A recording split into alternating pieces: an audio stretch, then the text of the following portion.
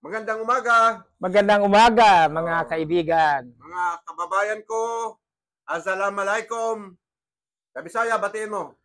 Mayong buntag kaninyong tanan. Mga taga-Bisaya dyan, mayong buntag sa inyong lahat. Sa Hebreo pa, Boker Tub. Boker Tub. Sa English, good morning sa mga Inglesera. Okay, salamat po.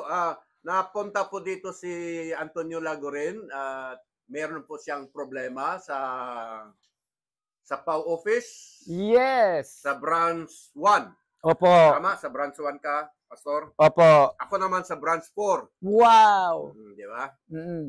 Ngayon, hindi tayo nagpangita nung araw na yun. Nagpunta ka ba? Nagpunta ako.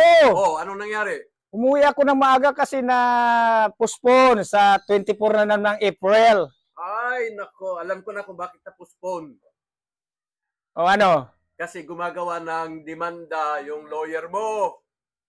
Tinanong ko siya. Gumawa siya ng demanda. I told him, why attorney, it takes so long for me to wait outside. Very good! Excellent. Sabi niya, kasi gumagawa ako ng demanda. So, kaya na-postpone yung sa'yo. I've been waiting for you. And yung lawyer mo, she was there inside her room. Yes. Wala sila doon sa ano. We took tries before I leave. But you know what? Yung kaso mo, itinanong niya sa kapwa lawyer. Yeah. Kung anong dapat gawin. Yeah. Narinig ko. What? Chismoso ako, di ba? What you heard? Para akong si Jared. What you heard? Hartman na chismoso. Okay. I'm very excited to... You are excited and I told you the very informative statement na yung kaso mo ay inasikaso niya, although gumagawa siya ng dismissal. Wow! Parang sa iyo yata din yun. Praise the Lord! Oo. Okay. Kasi motion to dismiss eh. Yes. So iyo yun. According to her,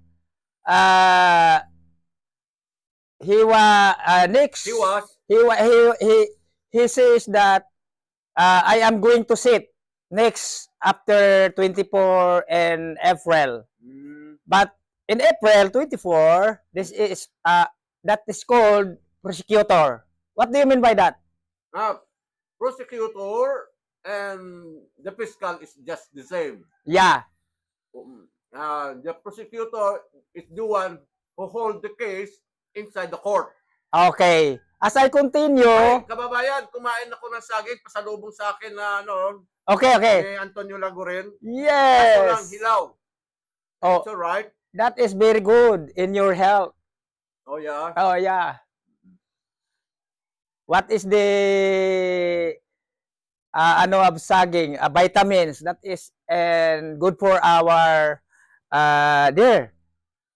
What is that? Lungs. Lungs and backbones and there is specific very vitamins na tumutulong ang mga root crops para sa kalusugan natin. Okay, I will add to that. Yeah. The saging like this. Yeah, banana. No, specific is saging saba. Saging saba.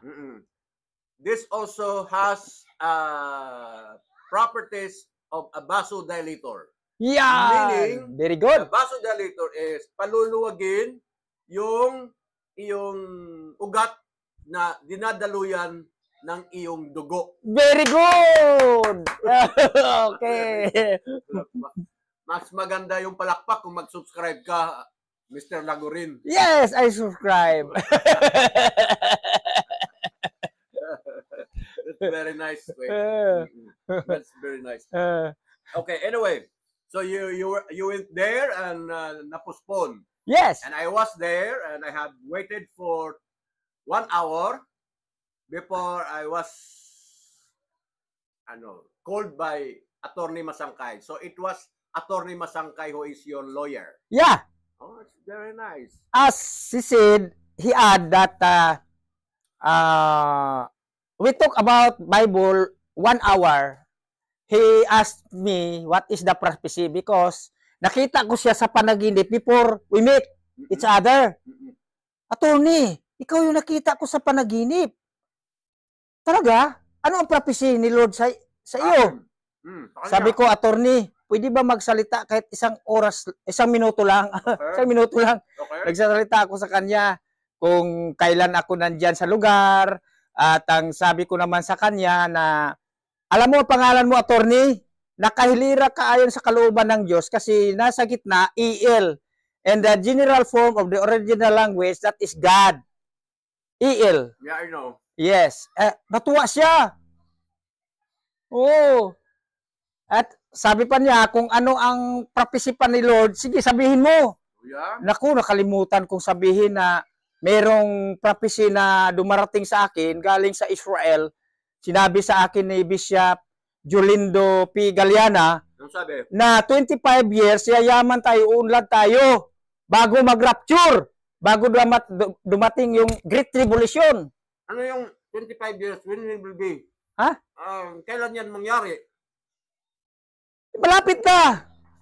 25 years. Ngayon na, magsimula na yung kasaganaan hanggang 2049. That is 25 years, 2024 ngayon. Kaya pala, nag-YouTube tayo. Yes! Nagsimula na yan. Ikukulong na, sabi nung mga grupo natin sa gumagawa ng batas, ang mga tiwali na mga opisyal mula sa pinakamataas, 2 opisyal nga naluluko para mabayaran na ang mga Pilipino. Dahil niluluko tayo mga Pilipino. Ang batas pala nakarehistro sa Washington DC 1933 pa. Expired na yan, ginagamit at pinagsamantalahan tayo ng maraming mga politicians. O di ba expire na? Dahil sabi ng Security Exchange Commission, 50 years lang ang duration, hindi nakarenew. Kaya nagawa ng batas, Philippines Constitution, si Benigno Aquino II. Ano sabi? O, kaya pinatay siya. Doon sa Article 3, nakasaad na dapat exercise natin ang ating karapatan para hindi tayo apakan sa mukha. Yung mga engineer na namimilit ng tungkol sa building permit, wala tayong dapat ikapangamba dahil sila nga ang magmulta ng 200,000 hanggang 500,000. Dahil ginagamit lang nila ang mga batas para mabutas ang bulsa ng mga tao. Ayan. Tuloy, nasabi ko. Oh. The truth shall set you free. Amen? Amen. Okay. Okay. So napag-usapan mo, balik tayo doon sa kaso mo sa PAW. Kasi galing nga ako doon. Anyway, alam mo, yung kalaban ko sa demanda, mga membro ng dating daan, 3 sila. Hindi ko alam kung anong turo na tinanggap nila na hindi sila a-attend ng mediation. Wala namang turo tungkol dyan na huwag kang umaten. Ang bagko, sinasabi sa Biblia, pag hindi ka nakipag realign doon sa nag-akusa sa'yo, ay mapapabigat ang kaso mo at dalhin ka doon sa mas mataas pa Tama pagdating yun. ng araw. Pero that I do not know why these people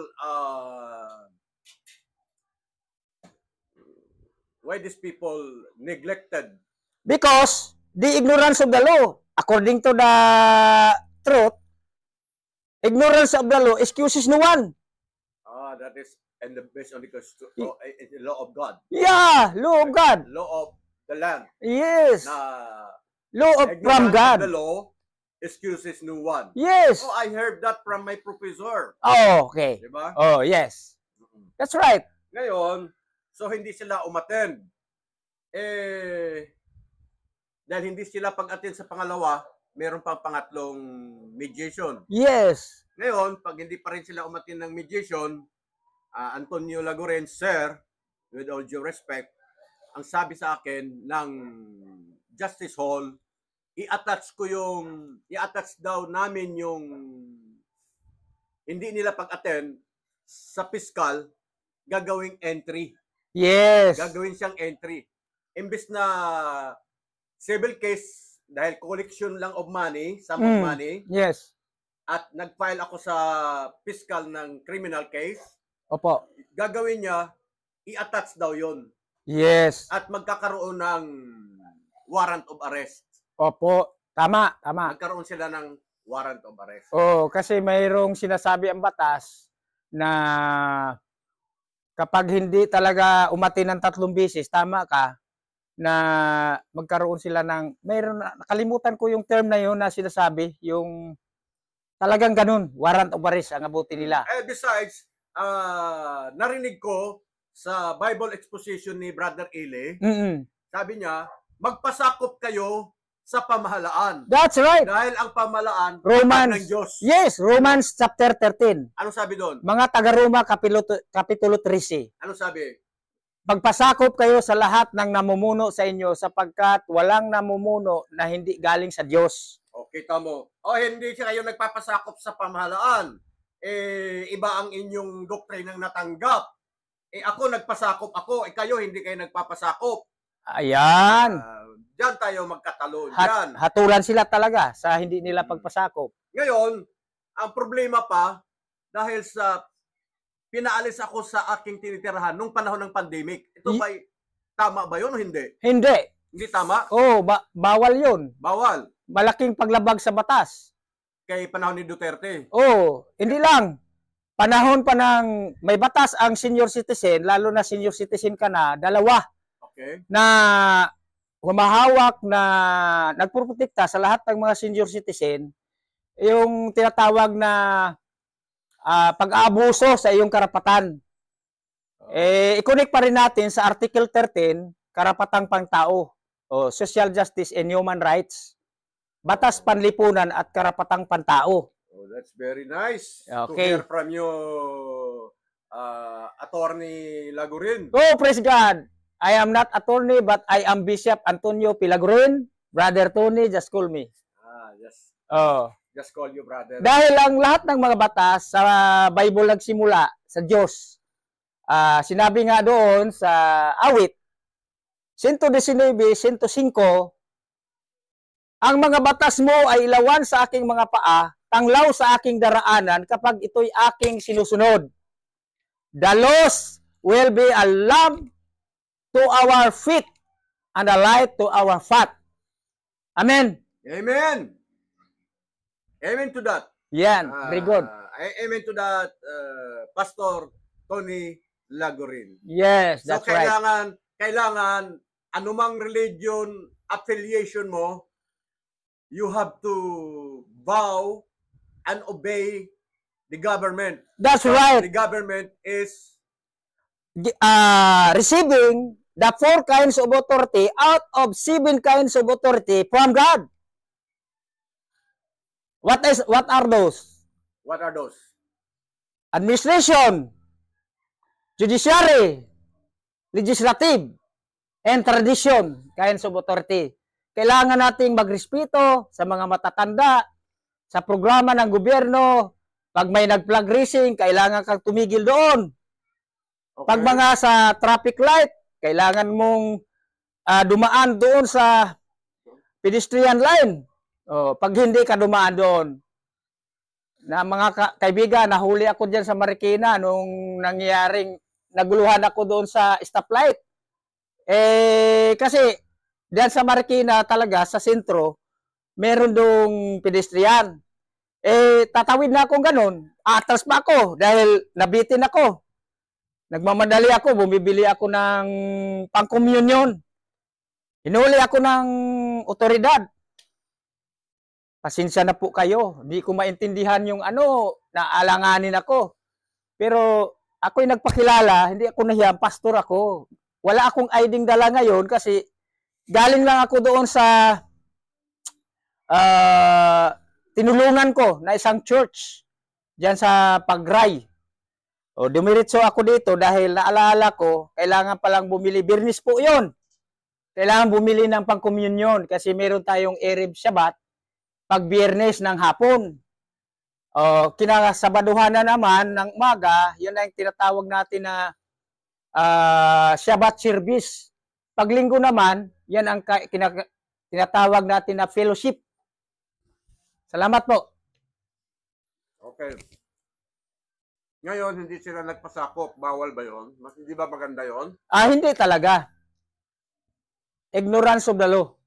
Excuses no one. Paano yun? Membro sila ng dating daan. Hindi sila umaati ng ano? Ang dating daan kasi mga kaibigan, ay nakasaad yun sa Jeremiah 33 at saka sa Jeremiah chapter 6 na magbalik na kayo sa ang dating daan. Kaya pinalitan ngayon MCGI. Kasi yung tinutukoy noon ni Propeta Jeremiah ay mga Israelita yon. Ngayon, bumalik na sila sa Israel. Sa tulong ng mga Pilipino, 1948, si Carlos Joseph Romulo na establish ang Jerusalem, nagiging Israel. Ang boto noon, 33 rin yung yes, 33 din yung no. Dahil sa boto ni Carlos Joseph Romulo, dahil isang boto. Dahil sa isang boto, naging mataas ang yes.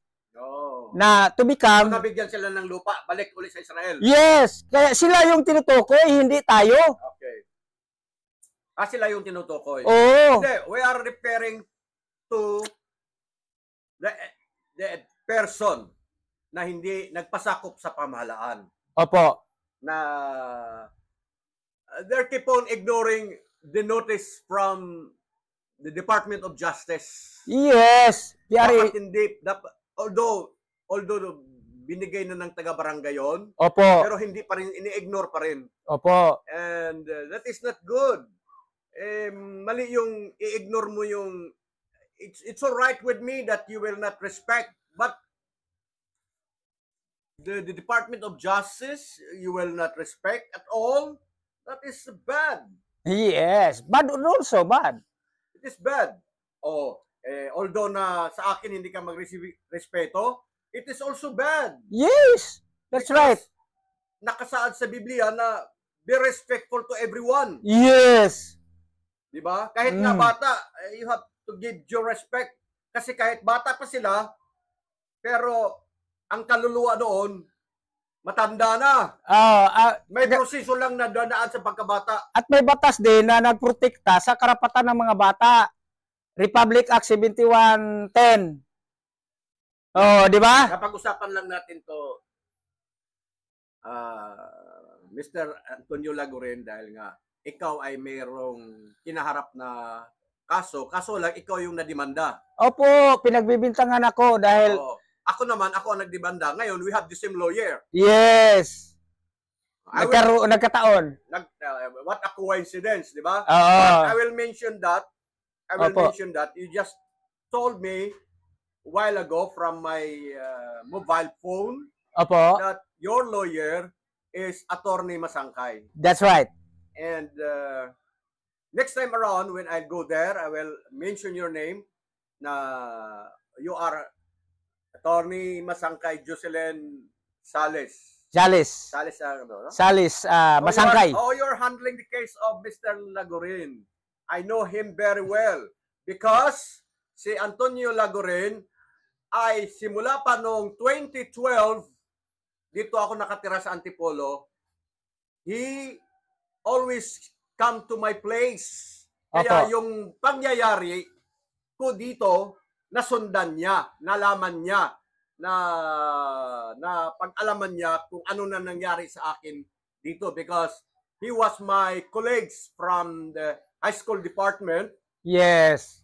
Sa National Parents Teachers Association. That's right po. And we become best friend until now for how many years? Maybe 20?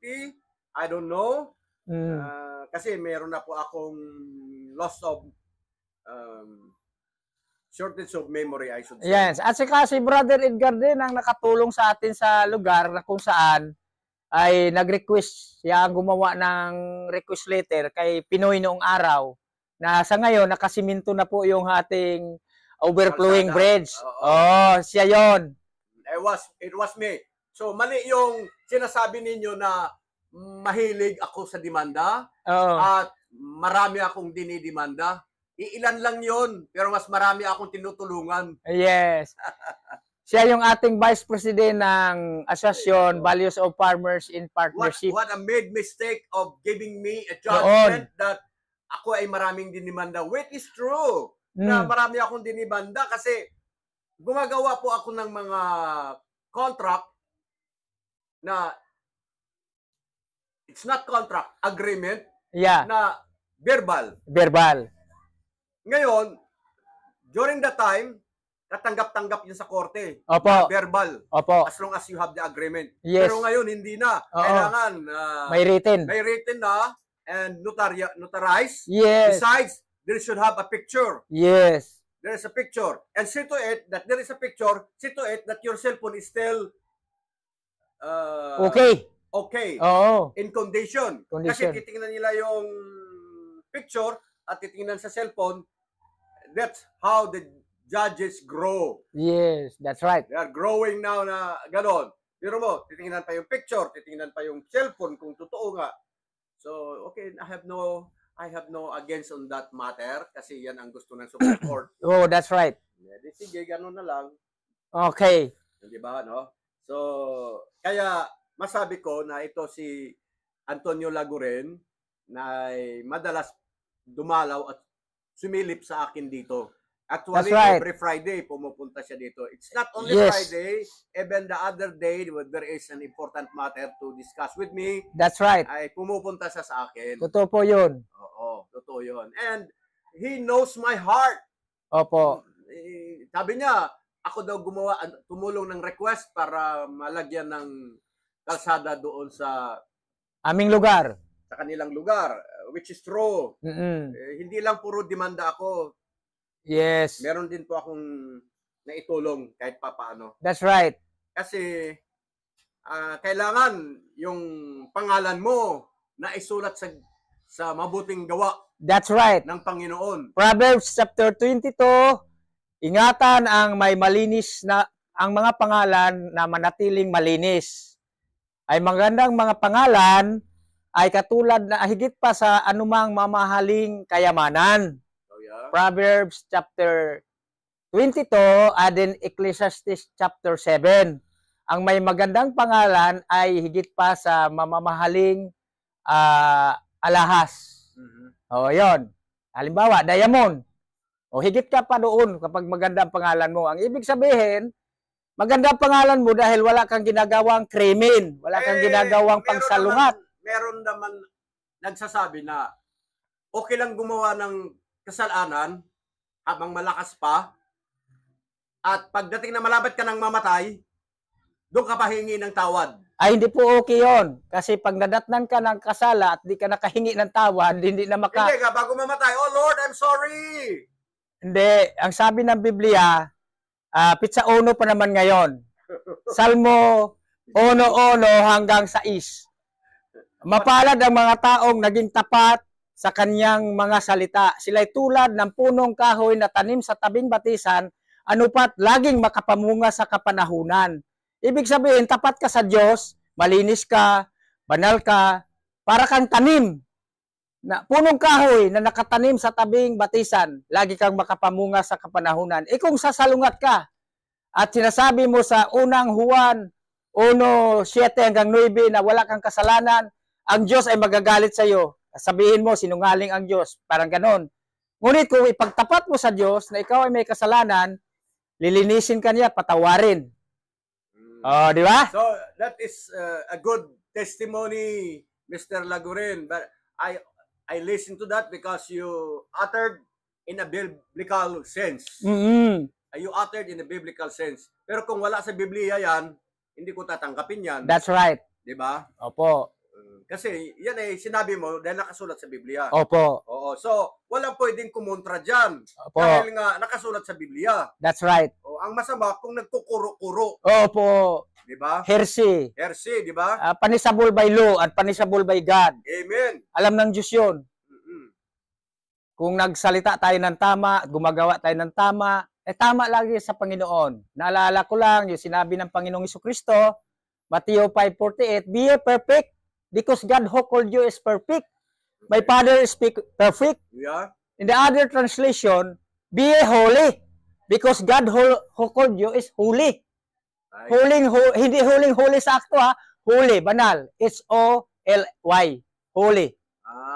Walang kasalanan. Ano naman ang holy na sinasabi mo sa mga tao? Yung small letter, hindi capital letter. Be holy. Capital yung because your H. Father is big capital letter, holy. Yan. Ang pasimula ng salita, lagi natin tandaan, kapital. Pero ang Father, puro kapital ang kanyang pangalan. Halimbawa, sa Lumang Tipan, YHBH, pag ipronounce mo, yud hibabhi sa Old Paleo Hebreo or sa original Hebreo. Pag sa modern Hebreo, that is Yahweh. Kasi yung wow at saka yung bab, disim. Oh, I see. Oh.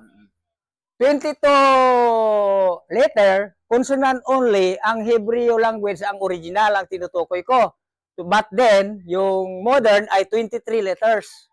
Oh. Bawat letra ay may pakahulugan. Halimbawa, shalom. May ibig sabihin ang shalom. Yung is ay shine, nagliliwanag ang buhay ng isang tao, kaya ang tawag noon kapayapaan. Ang ikalawa ay it's. Dapat ang tao ay mayroong kaayusan. Ang ikatlo, orderly. A, ay dapat ang tao nasa tinatawag na kalusugan. Kaya wag siyang lumabag sa mga sinasabi ng Biblia para lagi siyang malusog. Oh, shalom. What is O? What is L? Lamid. Pero ang meaning talaga doon sa kabuhan, prosperity. Kayamanan, kasaganaan. Yung panghuli ay success. Yan. Yan. I heard that words, people from Israel talking about shalom. Yes.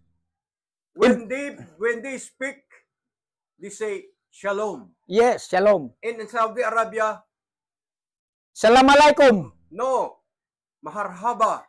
Maharhaba. Oo.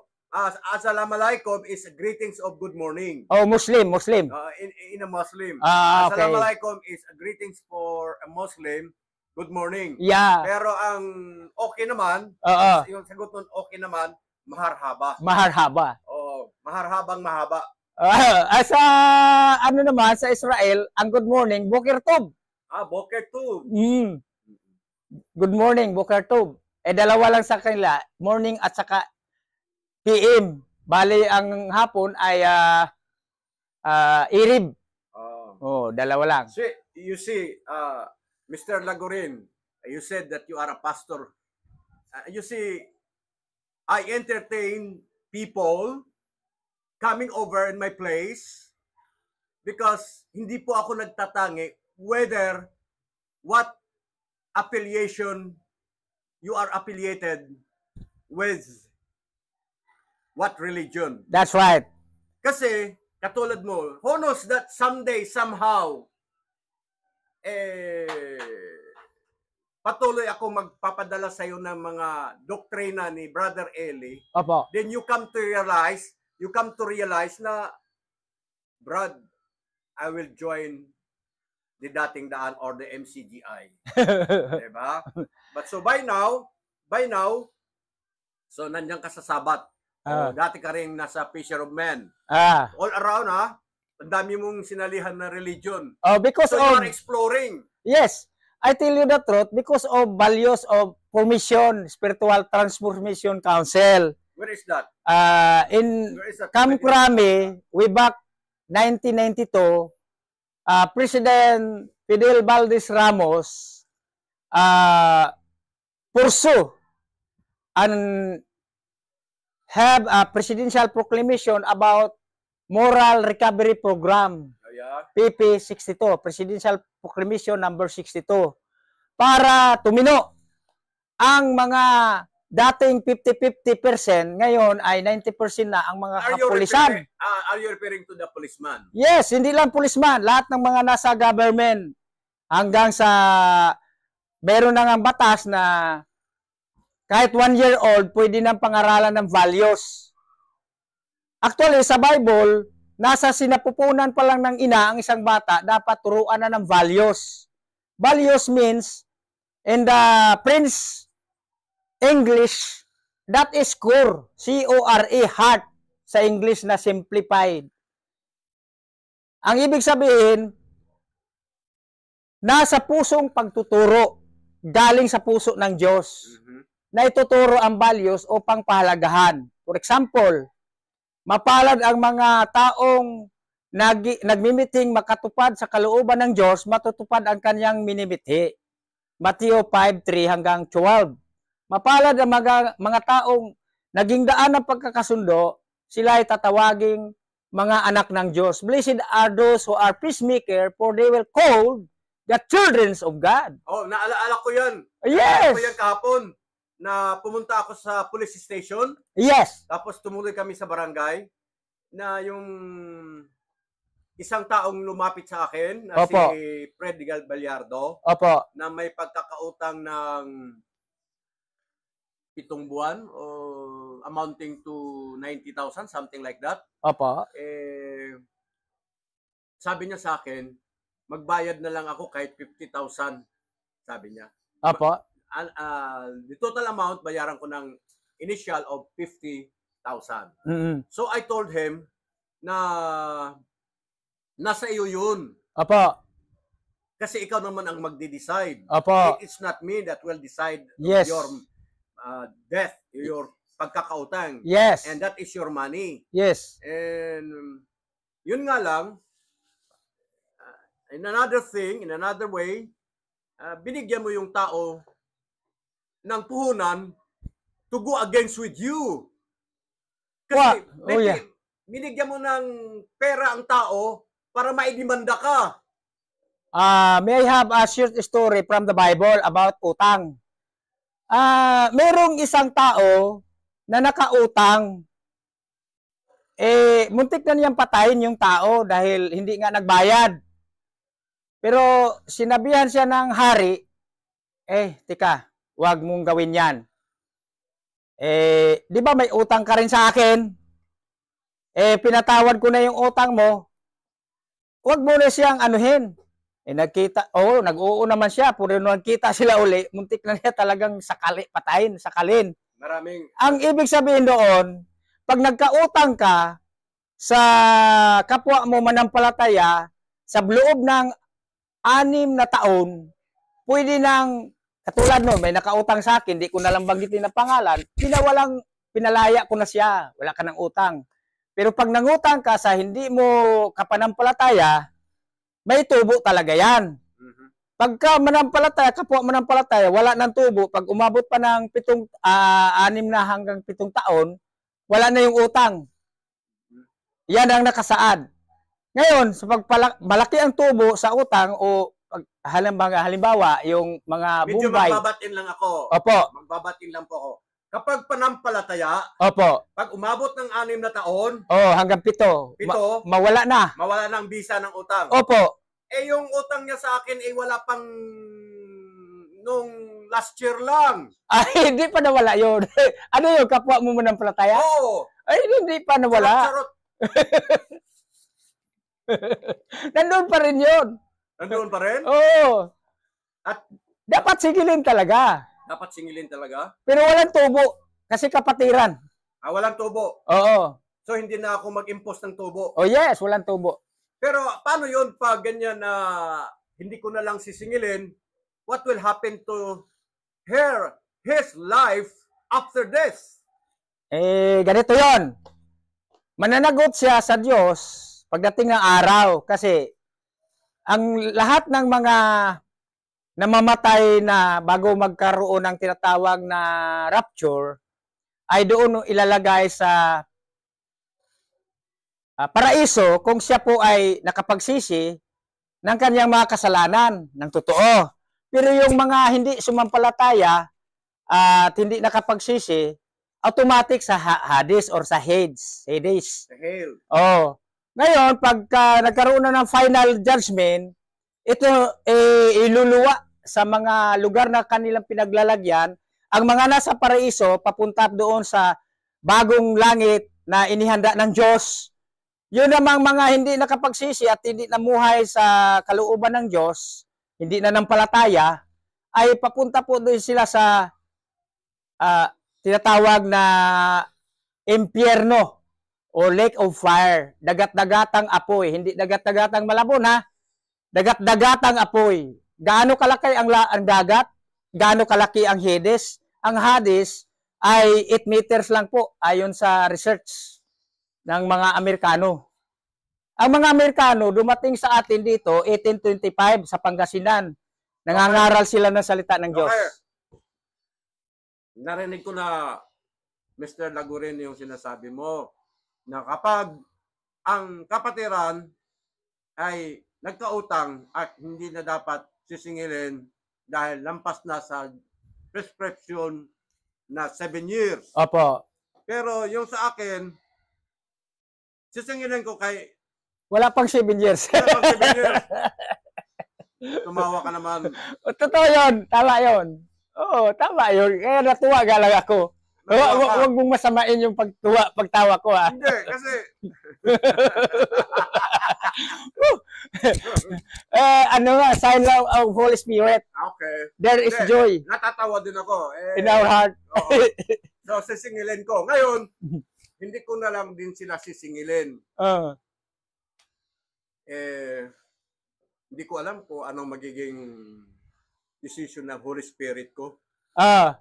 Pagpalain ka ng Diyos. Huwag lang akong guguluhin. Pagpalain ka ng Diyos kasi ipagpalagay mo, binigay mo na, it is better to give than to receive. Masigit kang pagpalain. Yes, pero sinugod po ako dito. Sinugod ka. Ibang kaso po yon. Ibang kaso ba yon? Oo, dapat kasuhan mo siya. Dapat kasuhan. Oo, para matuto. Para matuto. Sinugod ako dito. Oo. Tapos maraming mga salita na hindi maganda. Opo. Hindi ko na marirecall. Ibang kaso na naman yun. Yung pananalitang hindi maganda. Another case yun. Unjust vexation. Yeah. Di lang.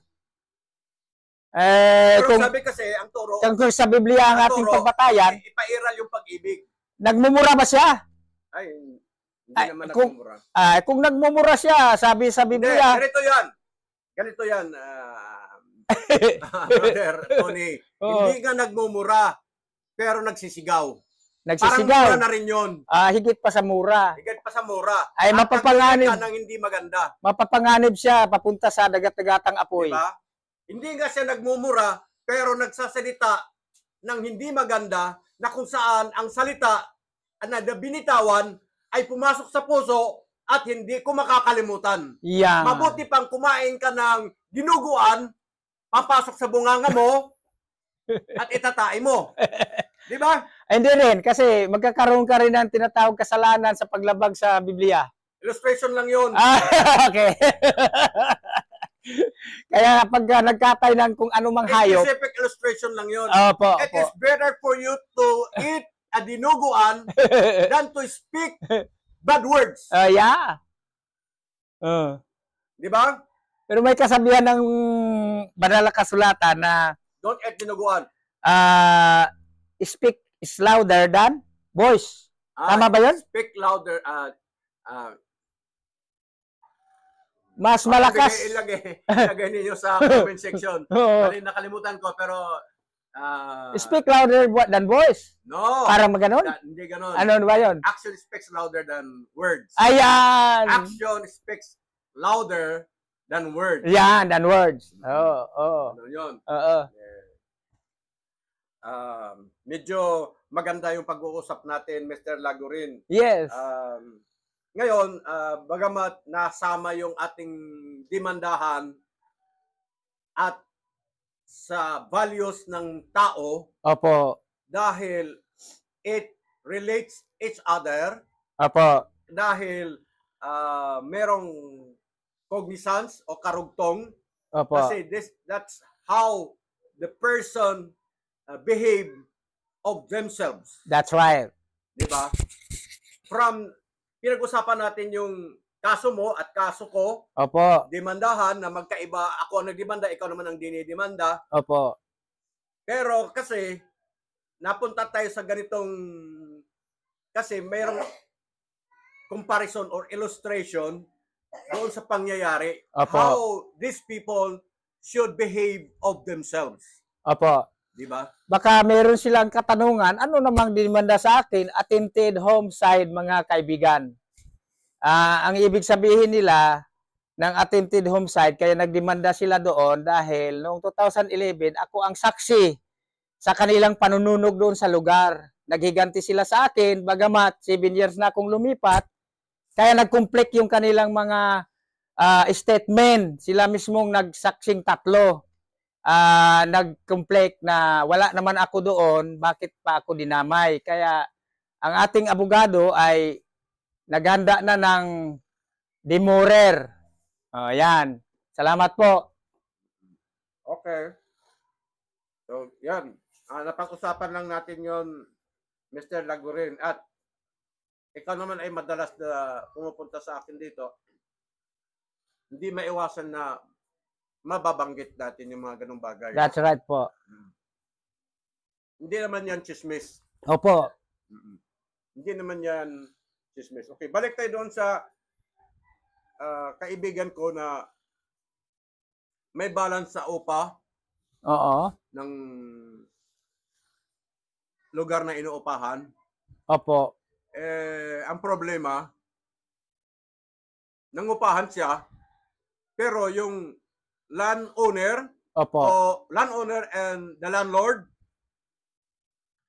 ay nag-invade Opo. from Cebu, tumira doon sa bahay na pinapaupahan. Alam ko, hindi maganda yon. Although, kanya yung bahay, yes, may karapatan siya. Pero dapat ang ginawa niya, paalisin niya muna, gumawa siya ng hakbang, idemanda sa korte dahil hindi naman nagbabayad. Ngayon, pag umalis na, doon pa lang siya papasok. Opo. Dahil magkakaroon ng conflict sa kanilang dalawa. Dahil lalo na iba ang kanilang panampalataya, yung faith nila. Yung isa, member ng Jesus Miracle Crusade. Yung isa naman, member ng SWAT ng dating daan or dating MCGI. Ako ang namagitan. Ganun ba? Sabi ko, sige, magbayad ka. So, kahapon, nagkaroon sila ng pirmahan na magbayad ng 50,000. Pero I was not there already when that person na nagkautang ay nagbayad.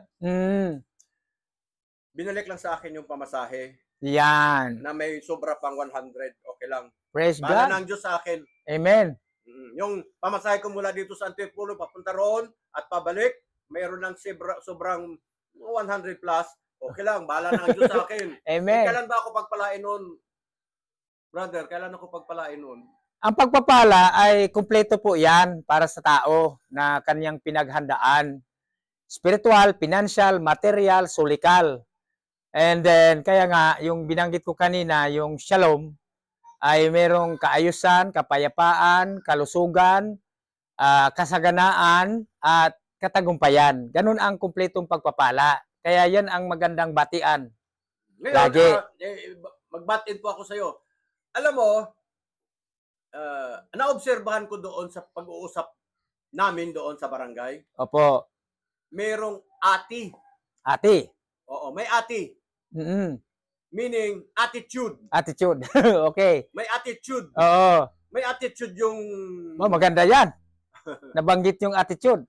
May attitude yung landlord. Pero kung pwede magtanong, anong klaseng attitude? Attitude na biblical attitude o... Ako, halo-halo. May respect, walang respect.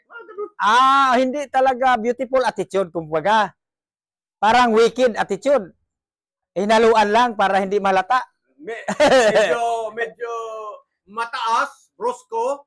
Medyo naman, nung na-realize niya, he calmed down. Calm down. So, meron kasing balance lang. Okay, no problem. Meron kasing... that is manageable for me. No problem at all.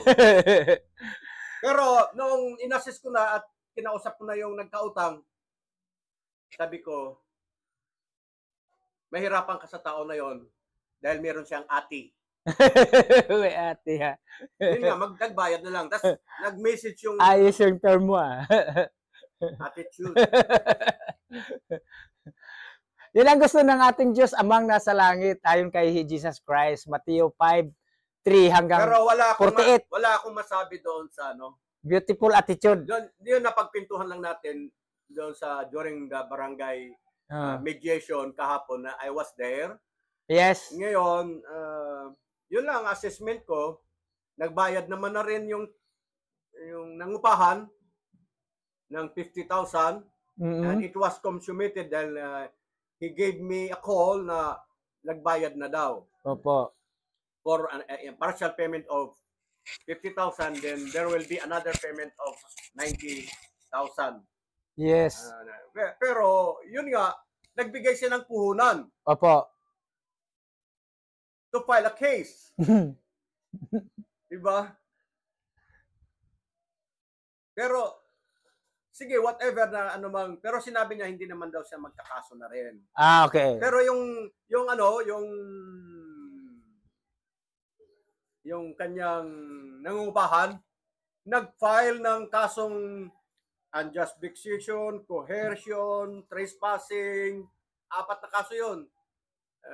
Physical injury. Dumating yung Sopiena kahapon, nagalit na naman siya. Natakot naman yung nangungupahan, punta ka dito, tulungan mo ako dito. Siya ang kinasuhan. Yung nangupahan. Oo. Hindi pa siya kinasuhan kasi hindi pa binigyan ng certification to file action. Kaya nalaman ko kahapon na hindi pa nabigyan. Hindi naman dapat ikatakot ang mga yon. Harapin mo lang. Nangyari na, ganun ang nangyari, pero that's part of my job na minsan tumutulong ako sa naaapi. Madalas. Yes. Madalas din akong nang-aapi dahil may problema sa akin na hindi nagbabayad ng utang. Doon lang. Pero yung susugurin ko yung kapitbahay na nagwawala, nagmumura, no. Wag. Kaya kong tiisin yung pagmumura niya. Tama. Kung ano man yun. Siya naman mananagot yun. Wala naman yun. Hindi yata alam ng Diyos yung pagmumura. Hindi naman siguro. Alam ng Diyos yun. Wag lang siguro sinasabi ng kaniyang salita. Against the Spirit. Wag lang yung magsalita ka against the Holy Spirit. Kahit yung pagmumura. Sabi niya, utang ina mo. Yung ina lang naman minumura, hindi naman si God Hindi, may sinabi pa rin yun kahit intonation lang yan o alam mo, kasabihan. Ibatin lang ang nabasa ko sa Biblia, yung salitang ulul mo, ulul ka, yung gano'n. Ayun, delikado mapunta sa dagat-dagatang apoy. Alam mo ano? Ayun, delikado. Pero yung kasing utang ina mo, ang ina ang minumura Ina, masama kasi rin yun, mura pa rin yun kasi ang ibig sabihin ng puta, nagbibinta ng aliw.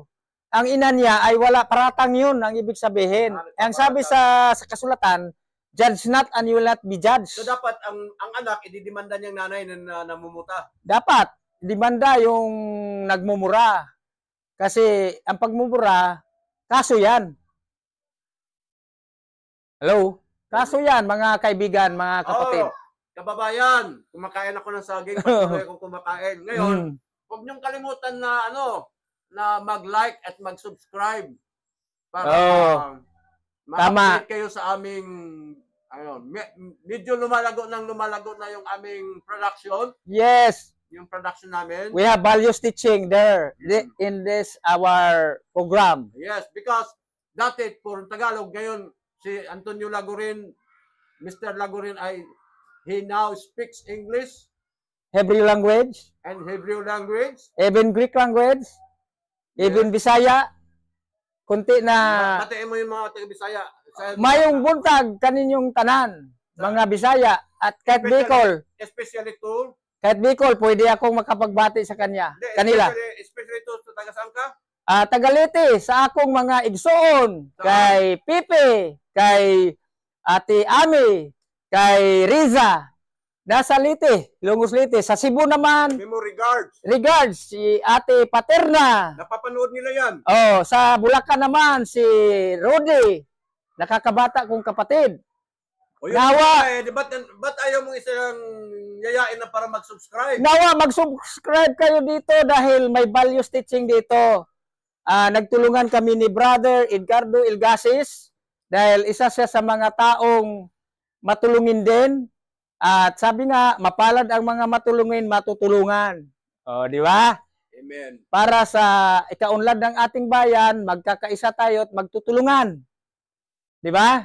Sa tamang paggawa at tamang mabuti, at tamang mga mabuting gagawin dapat. O, tama yun, Brother Antonio Lagurin, na mapalad ang taong tumutulong Matutulungan. at matutulungan. Yes. Natulungan nga po ako ni Kuya Daniel. Very good. Tinulungan ako ni Kuya Daniel to have a roof. Yes, that's right. Maraming salamat. Shout out kay Kuya Daniel. Thank you very Yes. much. Pero alam mo ang nangyari?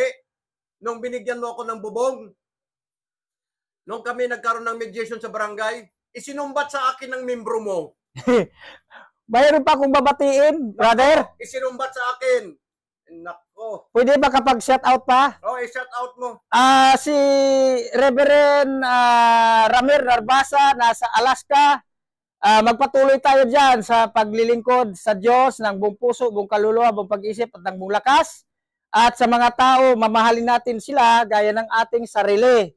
Sa nasa Lipa naman, Batangas, si Bishop Johnny Mangyat. Kung nandun siya ngayon sa Hong Kong, magpatuloy din tayo. Magkakaisa tayo, Salmo 133, at gayon din sa Marilao, Bulacan, si Roberto D. Laguren na naging isang pastor, at maging si Dr. Joshua Amatorio ng Camp Crami. Magkakaisa tayo, magpatuloy tayo sa paggawa ng mabuti, at maging ang kagrupo ko sa kay Bishop Rinaldo Basalio sa Faithful Promise of Jesus Christ International Ministry. Magpatuloy tayo kahit sa hirap ng buhay, maganda ang pangako ng Diyos sa atin dahil sasagana tayo, lalo na pag nagkakaisa tayo, at yan ang pangako ng Diyos bago mag-rapture. At darating na yung kasunod ay yung tinatawag Great Tribulation Period. Maraming salamat po. God bless po sa inyo. Shalom. Shalom. Yun ang sinasabi ko sa iyo, Mr. Laguren, or Brother Antonio Laguren, na hindi ako nagtatangi ng taong kakausapin. Yes. Kasi hindi natin alam, someday, somehow, magjo-join ka na sa dating daan. Opo. Wala namang problema. Walang problema. Kung naman hindi, okay lang. Pwede ka namang husgahan sa labas ng kawan. Hindi, meron na akong idugtong kapatid. Marami kang alam. Sa Values for Mission, sa Krami ang opisina, kahit anong relihiyon, wini-welcome doon. Ang sabi ni FBR noong araw, invited all religious leader. Kaya pumupunta doon noong 2007 ang iba't ibang mga relihiyon. Jehovah's Witness lang ang wala doon kasi ayaw nila talagang sumunod sa traditional law na katulad ng flag raising at mga ginagawa ng mga politician, ayaw nilang sumunod doon. Hindi pa nila masyadong naintindihan, kaya hanggang sa 2017, nandun ako lagi, from 1994, wala naman akong narinig at nakitang nakiisa doon na Jehovah's Witness group. Ang Iglesia ni Cristo, akin din silang naimbita at nag-join sila noong 2010. Ang dating daan, inimbita ko rin, wala namang Representative. wala pang representative noon. Iwan ko lang Meron noong... na siguro kasi si Kuya Daniel, kausap na niya mga pulis. Very good. Mayroon na. Kung ganun. Ngayon, nagpapatuloy po ang ating values teaching sa hindi lamang sa buong Pilipinas, kundi sa iba't ibang mga bansa, mayroon na yan. Kasi may mga batas na po yan. Kompleto yan. May executive order, may Republic Act, may presidential decree, may presidential proclamation. Nagsimula ito sa Shahani Leticia Ramos sponsor, resolution number 10. At meron pa akong idagdag, brother, dito sa Antipolo, no? Go ahead, go ahead. Marami akong mga Bible study dito. Sila si Alberto Iranjo, Magpatuloy tayo, brother, ha, sa pananampalataya natin upang gumaling ang karamdaman mong sakit. At si Artemio, isang taxi driver. Rix, ang kanyang palayaw. Mabait po yan, matulungin. Magpatuloy ka rin, brother, sa ginagawa natin na mabuti. At gayon din si Nanay Juicy, maging si Brother Jufrey, si Colonel Fernando Moniz, at marami pa tayong mga general na nagpatuloy din sila, si General Oscar Randidaos, General Sinebre, sila si General Charlie Batayula, sa lahat po ng ating mga bina-Bible study sa DOG, magpatuloy po tayo doon, si Attorney Fernandez, at sa ating mga kaibigang mga pastor dito sa buong Rizal, buong Pilipinas, sa Bohol, si Pastor Juan Ripisardan, at sa Surigao naman, yung ating grupo doon na namimigay dati ng financial solution. Magpatuloy po kayo dyan. Kahit sa isang isla, maganda po ang lugar ninyo, mayaman po kayo, pero wag na inyong kalimutan ng Diyos. Sila po ay mga Pilipinista. Kaya lagi rin sila nag-aral sa salita ng Diyos. May mga kaibigan din akong mga bishop doon. At sa Agusan del Sur naman, particular sa Mahayahay, Sibagat, Agusan del Sur, mayroon din ako doong pinsan na pastor, si Pastor Daguhoy. Magpatuloy ka, William Daguhoy, ha. Huwag kang matakot sa mga dapat na gagawin mo ayon sa kalooban ng Diyos, sundin po. At kinukumusta ko rin si Tia Kirika at si Tio Dodong, at maging sa aking mga kamag-anak sa Bayugan, Agusan del Sur, sa Sitio Gumpaitan, yung si Romulo Lagurin, at yung mga kapatid pa niya at yung kanilang mga pamilya. May ka-chatting ako doon. Yeah. Asawa ng kuya ni Romulo. Kalimutan ko lang ang pangalan. Baribik. Baribik. Okay. Magpatuloy po kayo. At sa inyo pong mga anak, ibabahagi rin niyo ang magandang balita, Biblia. Kaya maganda dahil gaganda ang buhay natin. Okay, very well said. Very well said, Mr. Antonio or Brother Antonio Laguren. And you have mentioned a lot of people over the YouTube. Yeah. So why you will not invite them to subscribe? Yes, nga pala. Mag-subscribe kayo at i-like pa ninyo para lalo naman pagpalain tayo. So you have to inform them that you are my team. Yes. Team natin sila. You have to give information to them na please subscribe because I am a part of this team. Yes, sa lahat ng aking mga chinachat, nasa mga 3,000 aking mga binibigyan ng mensahe, sila si Frandy Lagurin, Victor Lagurin, Joshua Lagurin. Baka naman katulad mo rin na data ang ginagamit, walang maganda po ang kanilang mga ginagawa. Kumpleto po sila. Mas mayaman po sila kaysa akin. Okay. Mga mayaman na yung kamag-anak ko. Mayaman pala ang kamag-anak ni Mr. Antonio Lagurin or Brother Antonio Lagurin. So, see to it na meron kayong Wi-Fi connection. Yes, sa Butuan City. May mayaman ako dyan sa may 40... tinatawag nilang yung nagkukuha sila ng mga ginto. Bravo, bravo. Sa Butuan City. Diyan sa tinatawag na Montilla Street. Meron din ako mga kamag-anak diyan. Yan sa sa may daungan ng barko noon sa may Buena Vista. Marami din akong kamag-anak diyan. Pero sa mother side Lula, sa Lula, Torrijos, yung mga Torrijos diyan. Sila si Ate Perina. Yan, mga may kaya sila sa buhay. May mga pambut sila doon. Very good. Kailangan tulungan natin ang ating ginagawang pagkakaisa para lalong umunlad. Salamat po, Ate Perina. And you must be proud of your kamag-anak. Yes. Antonio Laguren, that he has already a channel. Yes, at meron pa He is akong my colleagues. He is my kasama sa bilang YouTuber. Yes, at meron pa akong mga kamag-anak na mga teacher, sila si Marjin Laguren, si Miluna Laguren, nasa Dulho, Batulite. You have So, to, mag-subscribe po you kayo. have to inform. Oh, in-inform ko na nga sila. Oo. Oh, mag-subscribe po kayo at inform ko rin uli sa chatting. Oh, para pag na-monetize na tayo, Opo. and you have to go home to their place, Yes.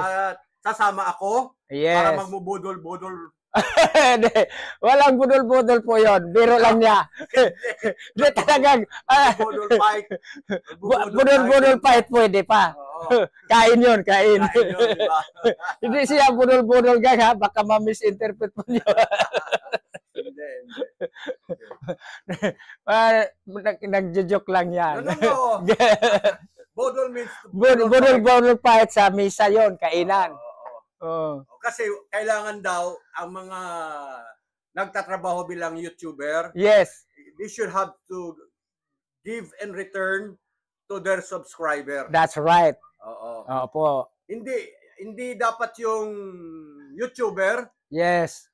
na mag-invest ng lupa, ng building, ng bahay dahil kumita sa YouTube. Yes. Dapat kung sino yung pinag-uutangan nila ng utang na loob Opo. sa mga tao na nagsusubscribe, madalas na nagsusubscribes, kailangan, it's either you will not see them personally, but you can send some amount through GCash, Yes. through LBC. Opo. Dapat ganun. Opo. And you must be honest of yourself na soon that you will be monetized. That's right. Sa sahod, kailangan, alisto ka na. Oh, sasabihin sa'yo, pinsan Antonio Laguren, nag-subscribe na ako. Opo. Sige, ililista ko kung ilan na subscribe mo sa akin. Opo. Meron pa akong kamag-anak, pwede ko bang Sige, ano go pa? ahead. Na Iglesia ni Cristo, nasa may Member. Mayaman. Member ng Iglesia ni Cristo. Dyan sa may Okay lang yun, kung official member ng Iglesia ni Cristo sa may Bacolod. Kachat ko rin siya. Sinabi mo na mag-subscribe. Sasabihin ko pa. Pero dito, baka marinig niya. Di ba? Hindi, sasabihin mo pa rin. Sasabihin ko ulit. Don't fail to subscribe Yes. on my YouTube channel. Kahit sa Butuan City, mga Iglesia ni Cristo yon. Sila si Lionel, mga anak ni Junelo Lagurin. Ayun. Wala bang discrimination? Wala naman sa akin kahit anong relihiyon kasi isa lang ang Diyos na kinikilala natin, si Yudhibabhi, Diyos na mabuti. Ang kailangan lang magkaroon tayo ng relasyon sa Kanya. Huwag doon sa relihiyon. Walang relihiyon na kakaligtas ng tao. Relasyon sa Diyos na totoo sa pamagitan ng Kanyang bugtong na anak na si Yeshua HaMashiach kay Jesus Christ na ating Panginoon tagapagligtas. Amen? Amen. Yan. Kahit anumang relihiyon nyo, anumang relihiyon ko, wala tayong dapat ikabahala dahil pagdating ng araw doon, mayroon nga akong bishop na natandaan, si Bishop Max Gaita. Nung namatay daw sila, nabuhay kasi siya uli. Doon kay Colonel Binisira yon. Ang aming samahan ay Anointing in Christ. Nagtanong daw siya doon, mayroon bang Iglesia ni Cristo dyan? Wala, sabi ng angel. Meron ba doong born again Christian? Wala. Meron ba doong Baptist? Wala. May Katoliko ba doon? Wala. Anong meron dyan? Yung mga taong sumunod sa kalooban ng Diyos. Dating daan. Wala dating daan. Wala rin ang dating daan. Wala din. Ang taong sumusunod sa kalooban ng Diyos, yun lang ang nandoon. Kahit anong reliyon mo, kung hindi ka talaga tuwirang sumusunod sa kalooban ng Diyos, di ba? Sabi nga sa Mateo 7:21, hindi lahat ng tumatawag sa Panginoon ay maliligtas, bagkus yaon lamang tumutupad sa kalooban ng Diyos amang nasa langit. Hello? Maraming salamat, mga kaibigan. So, ibig sabihin, walang reliyon maligtas. Yung tumutupad sa kalooban ng Diyos. Maraming salamat sa iyo, Brother Antonio Laguren. Doon sa ipapile kong kasong kriminal, ikaw yung isa sa witness Opo, pwede. Ako na nga, di ba? Hmm. Oh, nandun na. Kasi madalas ka dito pupunta, kaya alam mo ang nangyayari. Opo. Di ba? Opo. Alam mo ang nangyayari sa buhay ko dito dahil madalas ka dito pumupunta. That's right. Maliit pa lang si Peter noon. Opo. Peter was just only 9 years old. I Now he's remember, already 25 years old. I remember na si Peter noon, nagloloto, papel ang kanyang ginagatong. Bakit mo binasa yung papel? Para hindi magliyab at hanggang sa maluto yung niluluto. Natuwa nga ako noon. Nakakuha ako ng ideya sa kanya. Ang galing. Strategy yun. Oh, nakita ko Strategy. doon. Oh, nakita ko doon sa kabila pa niyong abuhan doon. Doon sa kabila, sa bahay ni Mrs. Laya. Oo, Doon sa dating tinitira namin. that's right. Sa bahay ni Mrs. Laya. Opo. Wala na, nandito na ako sa likod ng bahay niya, nakatira. Mm.